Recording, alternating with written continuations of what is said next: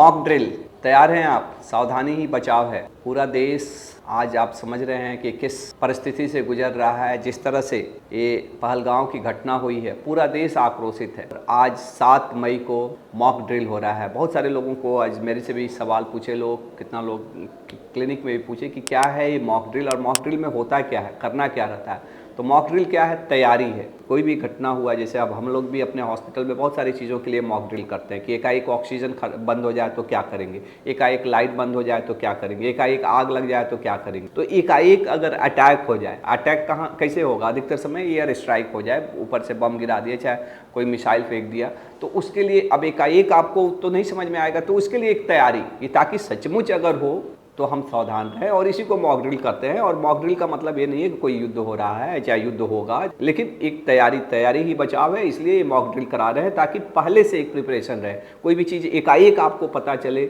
और उस वक्त आप अफरा तफरी का माहौल रहे, उससे पहले कि भाई ऐसा अगर होगा तो क्या करेंगे। तो यही मॉक ड्रिल है। और मॉक ड्रिल एक तैयारी है कि अगर बम गिराया गया, चाहे कुछ भी हुआ, चाहे मिसाइल से कोई अटैक हुआ, चाहे एयर स्ट्राइक किसी भी तरह से होता है, तो उसमें ये करना। और मॉक ड्रिल हमारे देश में ऐसा नहीं पहली बार हो रहा है। 1971 में हम भी देख रहे थे, जब पिछली बार हम लोग का भारत पाकिस्तान से युद्ध हुआ था, तो उस वक्त भी लोग मॉक ड्रिल करते थे। और मॉक ड्रिल कब करना है और कब आपको, तो एक्चुअली एक तो सबसे पहला कि अगर कोई स्ट्राइक होने वाला है तो हमारे रडार सिस्टम रहते हैं, तो चाहे जो भी सर्विलेंस के सिस्टम है उनको पता चल जाता है कि भाई यहाँ पे गिरने वाला है। तो वहाँ पे एक सायरन बजाते हैं, और सायरन बजाने के 5-7 मिनट का आपको समय रहता है। इतने देर में आपको सुरक्षित जगह पे पहुँच जाना है। तो एक तो सायरन की आवाज़ को समझना है, सायरन की आवाज़, और जैसे ही आप ये आवाज़ सुनते हैं तुरंत ही आपको सुरक्षित जगह पे पहुँचना है, ताकि एक तो पहला चीज़ की एक तो साउंड, और दूसरा चीज़ कि अगर कोई मलबा आता है, चाहे कुछ गिरता है, चाहे वो प्रोजेक्टाइल, अगर मान लीजिए कि कहीं कुछ गिरा, यहाँ इसे यही गिरा, हमारा मोबाइल ही गिरा इसे, और गिरेगा तो टूटेगा, तो इसमें कुछ कण निकलेंगे, सीधे आपके पास जाएंगे, तो आपको जाके हिट ना करे और उस तरह से इंजरी से आप बचे रहें। एक्चुअली हम लोग तो, आप सबको मालूम है, हम लोग तो कभी युद्ध देखे भी नहीं हैं, और हम लोग युद्ध करने वाले देश भी नहीं है हमारा। तो हम लोग के यहाँ उस तरह से तो बंकर तो रहते नहीं, लेकिन फिर भी हमारे घर हैं, उसमें हर जगह एक सुरक्षित जगह है। और सुरक्षित जगह कहाँ हो सकता है? अब जैसे अब इस तरह के सायरन आए, तो ऐसे जगह पर आप पहुँचिए, या तो आपका बेसमेंट है, नीचे का सबसे नीचे वाला पार्ट है, वहाँ पे चले जाइए। अगर कोई बड़ी बड़ी बिल्डिंगें हैं तो बड़ी बिल्डिंग में या तो अंदर हो जाइए या उससे दूर चले जाइए थोड़ा सा।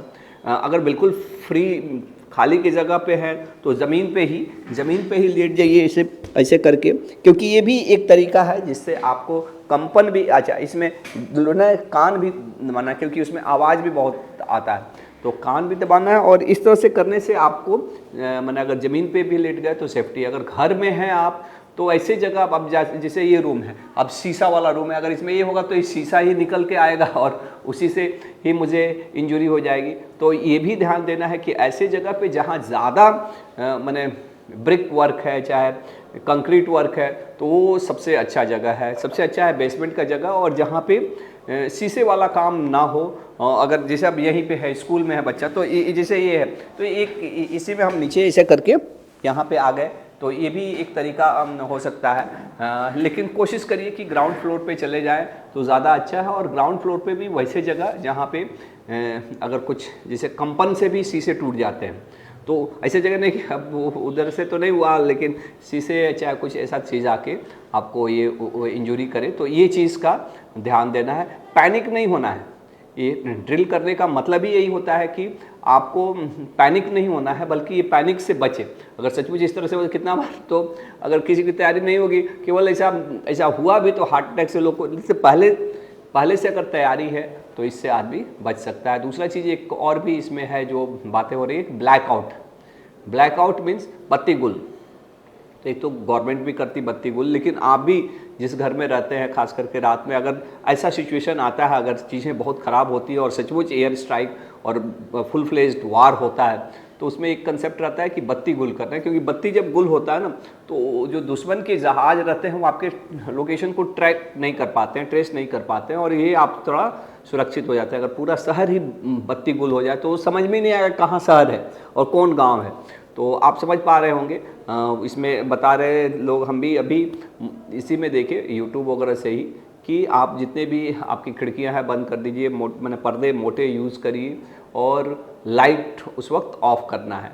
तो ये चीज़ें हैं और मुझे आशा है कि ये मॉक ड्रिल हम पूरे भारतीय लोग करेंगे as a doctors, as a member of IMA, as a IMA अगर देखा जाए तो उसमें पद धारक होने के नाते ये हमारा आश्वासन है कि ऐसी कोई सिचुएशन आएगी तो हम डॉक्टर्स बिरादरी आपके लिए हमेशा खड़ा है, क्योंकि हम भी इस देश के नागरिक हैं। लेकिन इस मॉक ड्रिल के बारे में समझना और मॉक ड्रिल में किस तरह से अपने आप को बचाना है, किस तरह से ये करना है, यही सीखना है। इसमें बहुत सारे हमारे स्टूडेंट्स, NCC वाले, होम गार्ड वाले बच्चों को भी सीखना है, आम आदमी को भी सीखना है, ताकि एक सिविल डिफेंस, आर्मी तो अपनी लड़ रही है, आर्मी तो अपनी लड़ाई लड़ रही है, लेकिन हम सिविलियंस को भी, जो आर्मी वाले नहीं हैं, वो भी अपनी डिफेंस करना, और हमें अपना डिफेंस किस तरह से करना, हमें अपने डिफेंस अपनी तैयारी से करना है, ताकि अगर सचमुच युद्ध हो जाता है तो हम अपने आप को, क्योंकि हमारी फौजें जीतती हारती नहीं है, अगर हमारे कैजुअलिटी बहुत ज़्यादा हो जाएंगे ना, जब हमारे इंसान सिविलियंस ज़्यादा डैमेज होने लगता है, तो इसी कारण से कोई भी फौज हारती है चाहे जीतती है। तो और हमारी फ़ौज की जीत इसी में है कि हम सिविलियन सेफ़ हैं, और सिविलियन सेफ़ रहें इसके लिए कुछ सेफ्टी के गुण हमें सीखना है, और इसी के लिए मॉक ड्रिल करना है। हमें आशा है कि आपको इस पूरे वीडियो से मॉक ड्रिल क्या है, मॉक ड्रिल से क्या फ़ायदा है, ये आपको समझ में आया होगा। लेकिन अगर सचमुच कुछ इंजरी हो जाती है तो इस पे भी मैंने बहुत सारा काम किया हुआ है। आप सबको मालूम है कि मैंने 7000 लोगों को फ़र्स्ट एड का ट्रेनिंग दिया हुआ है, और फर्स्ट एड का ट्रेनिंग का भी वीडियो हमारा है, जो मैं इसी के साथ मैं बोलूँगा अपने टीम को कि लिंक कर दें, ताकि फर्स्ट एड अगर कुछ ऐसा हो जाए तो किस तरह से आप अपने आप की सुरक्षा कर सकें, अपने आप को बचा सकें। उस वीडियो को भी आज मुझे लगता है कि पूरे देश को देखने की ज़रूरत है, सबको फर्स्ट एड आना चाहिए मॉक ड्रिल के साथ साथ। धन्यवाद, जय हिंद, जय भारत।